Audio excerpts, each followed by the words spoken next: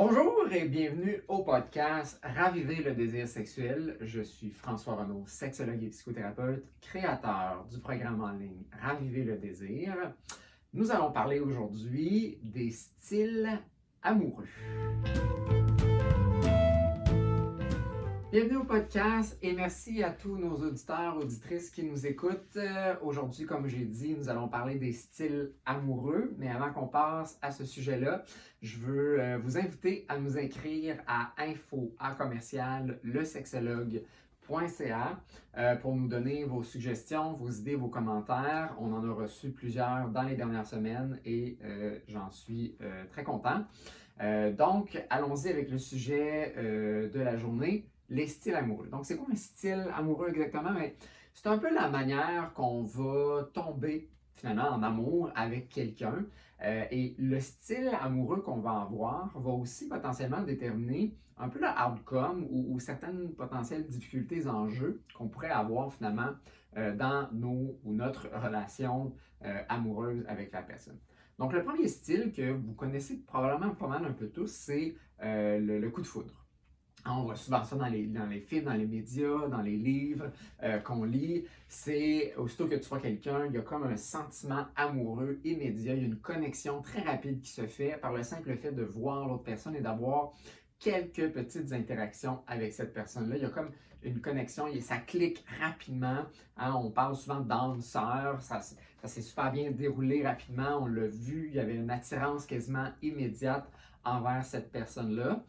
Et donc, il y a très peu de temps pour réellement connaître la personne, mais il y a comme un sentiment amoureux qui émerge en fait finalement rapidement chez la personne. C'est très rare que ce sentiment-là perdure dans le temps par le simple fait que le sentiment qu'on va avoir dans un coup de foudre pour une personne, à moins qu'elle fitte exactement le profil qu'on s'attendait de cette personne-là, ça va probablement pas fonctionner parce que finalement, on a probablement projeté quelque chose sur cette personne-là qui était fictif, qui était notre idéal, notre fantasme de ce qu'on voulait avoir de cette personne-là et ce qu'on veut avoir dans notre relation, sans vraiment avoir pris le temps d'apprendre à connaître l'autre personne et de savoir, ben, est-ce que ça fit vraiment le profil ou je me suis juste finalement projeté des affaires sur cette personne-là. Donc, très peu de temps, le coup de foudre se maintient parce qu'on va vivre nécessairement des déceptions par rapport à la relation avec cette personne-là parce qu'elle ne va probablement pas fitter en fait les critères et le fantasme qu'on avait un peu collé à cette personne-là. Le deuxième est un peu similaire, ça s'appelle le choc amoureux. Donc, le choc amoureux, on va prendre peut-être un peu plus de temps pour connaître cette personne-là, donc ça ne sera pas nécessairement immédiat dans les quelques minutes, heures qu'on la connaît, mais assez rapidement, il y a comme un sentiment très profond qui se développe, émotif envers cette personne-là, après peut-être quelques heures d'être avec elle ou avoir eu quelques dates en une très courte période. Donc, il y a comme une lune de miel très rapide là, qui se crée, beaucoup de passion. Il y a une connexion souvent parfois sexuelle qui se fait entre les deux partenaires. Et donc, ça donne l'impression de pouvoir se projeter très loin. Mais tout comme le coup de foudre, même si on connaît peut-être un peu plus la personne, ça fait peut-être quelques jours qu'on la connaît, qu'on a peut-être plein de choses complices, complémentaires, on s'entend bien, on a les mêmes valeurs, on a des projets similaires. Ça ne fait pas en sorte qu'on a vraiment appris à connaître cette personne-là dans différents scénarios. Donc, tout au long d'une vie de couple, on apprend en fait sur notre partenaire et on peut être surpris agréablement ou surpris de façon désagréable, déçu finalement de ce qu'on apprend sur son partenaire. Et il est difficile vraiment de tomber en amour réellement avec la personne avec si peu de temps, en fait, de connaître cette personne-là. Quand on connaît quelqu'un, c'est qu'on l'a vu aussi passer à travers des défis, des challenges, des moments difficiles. On a eu un premier conflit, une première chicane avec l'autre. On voit comment il réagit. On voit comment ils traitent d'autres personnes, leurs amis, c'est quoi leur histoire aussi avec leurs ex, leurs anciens conjoints, conjointes, c'est quoi les relations qu'ils ont avec leur famille, comment ils vont vivre si on a des enfants, comment ils traitent les enfants, etc. Si c'est un projet qu'on va avoir, comment cette personne-là gère l'argent, le ménage, etc. Et donc, le choc amoureux, oui, nous permet de connaître un peu plus cette personne-là, mais très rapidement, on va vivre des expériences avec elle qui vont nous démontrer qui elle est réellement. Donc, il y a encore beaucoup de projections, de fantasmes finalement qu'on met sur l'autre dans le choc amoureux. Donc, il y en a un peu moins que le coup de foudre qui est vraiment quasiment instantané, hein, puis qu'on valorise vraiment beaucoup comme style amoureux souvent.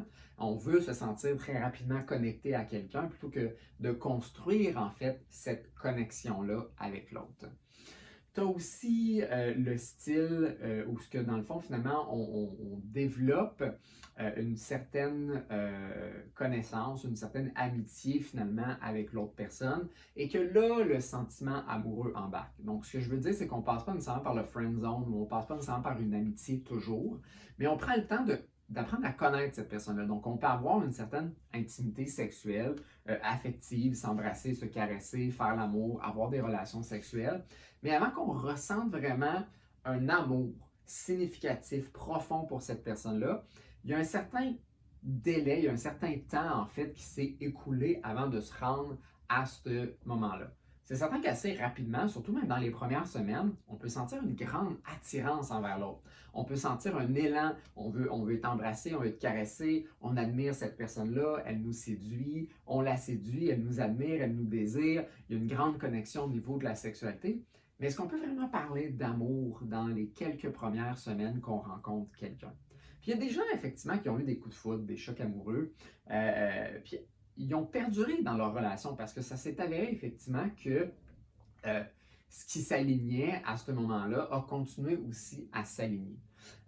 Mais avant de vraiment ressentir un amour pour quelqu'un qu'on connaît, il faut avoir vécu plusieurs moments ensemble. Et comme je l'expliquais tantôt, il faut avoir vécu à travers des moments plus difficiles aussi. Et donc, le sentiment amoureux, c'est quelque chose qui se développe pas une lenteur, mais à une certaine vitesse qui nécessite un certain temps. Bon, je ne mettrai pas des chiffres des 3 mois, des 6 mois, des 1 an, des 3 semaines, peu importe. Ça, c'est à vous de le déterminer. Mais avant de vous lancer dans OK, j'aime cette personne-là, je l'adore, je l'admire, etc., il faut se positionner sur mais qu'est-ce que je connais réellement en fait de elle? Puis, si vous prenez le temps peut-être de regarder vos anciennes relations ou votre relation actuelle, la personne que vous avez connue au début de la relation, comment est-ce qu'elle a évolué en fait? Pas qu'elle a nécessairement changé, vous avez juste appris à la connaître. Puis des fois, on a un peu le stéréotype que les femmes veulent, entre guillemets, changer des fois leur partenaire, puis les hommes souvent sont déçus que leurs partenaires ont changé. Puis souvent, en fait, c'est pas que les gens ont nécessairement changé, ce qui est tout à fait possible, évidemment, mais des fois, les gens, on les a juste découverts, on a exploré qui était dans différentes circonstances, et en étant exposé à ça, on a appris quelque chose de nouveau, mais ils n'ont pas nécessairement changé. Ils sont devenus différents dans d'autres circonstances. Et parfois, on peut être agréablement surpris, ça augmente notre sentiment amoureux, ça augmente notre désir envers l'autre personne. Et parfois, en fait, ce qui arrive, c'est qu'on découvre quelque chose qu'on n'aime pas de notre partenaire. On est déçu finalement. Il y a une valeur qui n'est pas tout à fait alignée avec la vôtre, ou même qui est très différent en fait de ce qu'on avait imaginé, parce qu'on avait projeté quelque chose sur l'autre que finalement, ce n'était pas le cas. Puis parfois, on a des glimpses, hein, on a des previews, des genres de trailers de « Ah, cette personne-là a l'air d'être comme ça ». Elle dit être comme ça, mais elle n'est pas nécessairement comme ça dans toutes les circonstances ou dans différentes nuances de ces expériences-là. Elle va avoir une approche très différente. Et donc, des fois, quelqu'un qui peut avoir de l'air, par exemple, très à ses affaires, très organisé, soudainement, avec les années, on apprend qu'ils sont peut-être un peu rigides finalement. Ils ne sont pas organisés, ils sont comme stock-up, ils sont pognés finalement dans une rigidité, une façon de faire qui au début semblait peut-être plus flexible, parce que souvent les gens sont peut-être moins rigides, plus flexibles au début. Mais là, avec le temps, on réalise que c'est plus agréable, ça. Puis c'est pas que la personne, encore une fois, a changé. C'est ce qu'on a découvert avec la répétition des comportements, la rigidité, plutôt que quelqu'un qui était organisé. Des fois, on va avoir des gens qui sont peut-être un peu créatifs, sont un peu bohèmes, they go with the flow. Mais finalement, avec le temps, ce qu'on réalise, c'est peut-être des gens qui ne sont pas nécessairement dans le lâcher-prise ou dans le moment présent, mais en fait qui sont désengagés. Qui sont pas, en fait, qui sont désorganisés parfois, qui ont manque de motivation, que c'est pas des gens justement qui ont l'entre-gens d'aller de l'avant. Puis là, finalement, on réalise que ce qu'on a perçu au début et ce qu'on a projeté, ça ne s'avère pas être exactement la même réalité. Ça va jouer autant sur votre sentiment amoureux que sur votre désir sexuel. Parce que quand on vit une déception par rapport à comment on perçoit l'autre, que ce soit sur la gestion de l'argent, le ménage, les enfants, la vie sociale, etc., mais ces déceptions-là, c'est comme des petits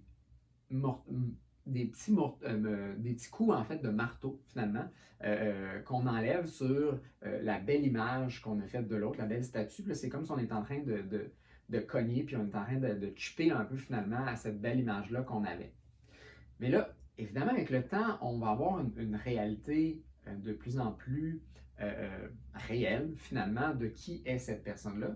Et c'est là, en fait, que le sentiment amoureux devient vraiment, si vous voulez, un choix. Donc, est-ce que je rechoisis mon partenaire avec toutes les kinks, avec toutes les déceptions, les surprises, les lacunes, les défauts, les beaux côtés que mon partenaire ou ma partenaire ont, et que là, j'ai vraiment une image réelle finalement de cette personne-là. Est-ce que je la rechoisis? Puis, quand on est passé quand on a un schéma plus de coup de foudre ou de choc amoureux, bien, nécessairement, il va y avoir plus peut-être de déception. Versus la personne qui prend un peu plus le temps d'apprendre à connaître l'autre avant de se lancer finalement dans son sentiment amoureux, va vivre probablement de façon beaucoup plus tempérer finalement ce sentiment-là, va vivre beaucoup moins d'intensité face aux déceptions parce qu'elle n'a pas sauté à des conclusions qu'elle s'était faites sur ce qu'elle voulait, mais plus elle a fait des conclusions face aux expériences réelles qui se sont créées. Donc, posez-vous la question, est-ce que ça se peut que plusieurs de vos conflits ont été générés par le fait que vous aviez projeté des choses sur votre partenaire qui n'étaient pas vraies ou étaient peut-être un peu off la track, puis vous avez vécu de plus en plus finalement de déception. Puis là, aujourd'hui, vous chicanez beaucoup par rapport à ces situations-là. Avez-vous souvent l'impression que votre partenaire a changé ou n'a pas changé, puis vous attendiez qu'il soit différent peut-être avec le temps, puis que là, ça crée des tensions, ça crée des conflits qui minent peut-être à votre sentiment amoureux et que vous avez peut-être un peu créé votre propre déception finalement au niveau de votre relation et qui a maintenant aussi des impacts au niveau de votre sexualité. Vous avez écouté le podcast Raviver le désir sexuel. Je suis François Renaud, sexologue et psychothérapeute. On se voit une prochaine fois. Si vous avez des commentaires, des questions ou des sujets que vous aimeriez qu'on aborde, écrivez-nous à info@lesexologues.ca.